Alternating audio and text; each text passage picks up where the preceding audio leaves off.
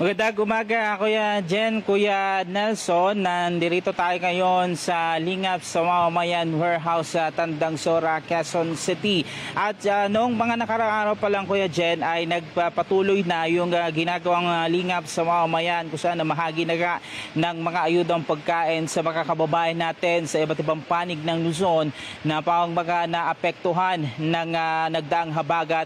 At pag ito papakita namin sa inyo yung tuloy-tuloy na repacking ng mga lingap food packs dito sa kanilang warehouse sa Tandang Sora, Quezon City. Ayan, organization from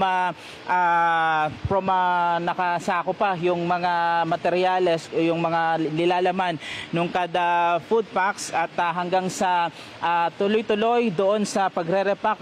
Yung isang plastic may laman yan na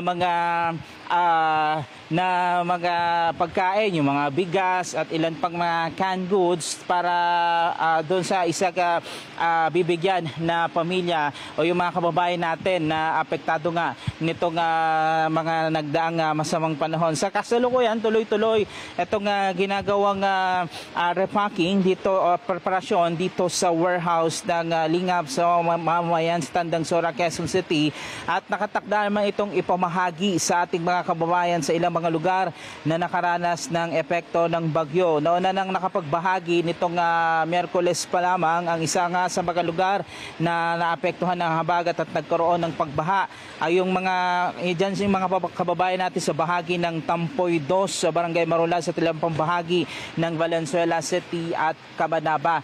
Ito, nakatapos na sila nung ilang almost ilang mga sako na rin ito, Kuya Jen, Kuya Nelson, na nakatakdag i-roll out sa iba't ibang panig ng Luzon, hindi na syempre sa ilang pang mga probinsya at ilang panig ng bansa na paungbaga dun sa ating mga kababayan na naapektuhan ng pagbaha dulot nga ng habagat, bagyong Emong at itong bagyong Dante.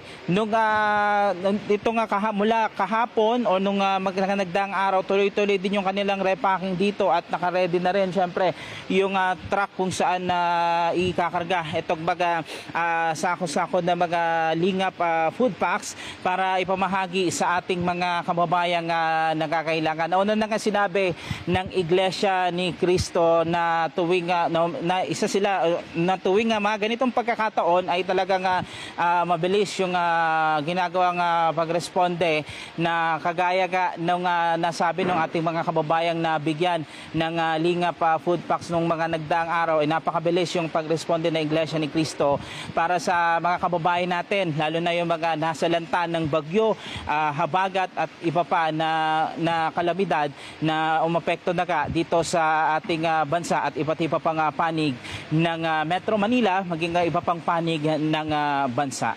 Yan man ang update mula rito sa Tandang Sora sa Quezon City. Erlo Bringas para sa 100% balita. Kaya Jen, maraming salamat. Si Erlo Bringas po yan. Doon sa repacking ng mga leaf goods. At marami tayong mga volunteers dyan. Yes, na tumutulong. Ang totoo, ayaw lang nating ibalita.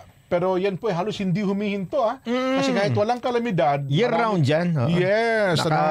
Nakahanda na. Opo. Kasi anytime naman ang kalamidad eh. Totoo. Kaya hindi, kasi natuto na tayo dyan, Jen, na pag nagkaroon ng kalamidad, yung iba, tsaka palang nangangalap eh.